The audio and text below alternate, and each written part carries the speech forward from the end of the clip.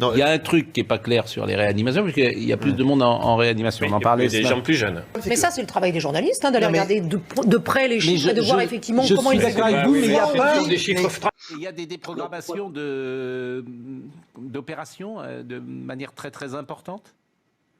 Alors, très importante, non. En tout cas, par exemple, à la Ripostière, ça n'est pas le cas. Mais je sais que dans d'autres hôpitaux de l'assistance publique, les déprogrammations sont à un niveau un peu plus important.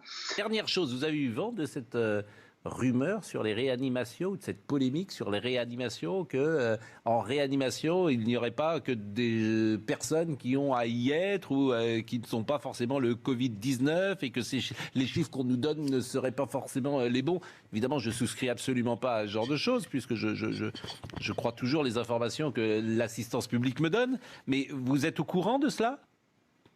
Alors, je ne suis pas au courant de cette politique plus précisément, mais je crois qu'aucun patient qui ne devrait pas être en réanimation s'y trouve. En fait, tous les patients qui sont en réanimation, il est impossible strictement de les sortir sous peine d'avoir un décès relativement rapide de ces personnes, car effectivement, pour la majorité d'entre eux, ils dépendent de débits d'oxygène extrêmement élevés, voire ils dépendent de techniques de soutien d'organes que l'on ne peut donner ou fournir en dehors d'un service de réanimation.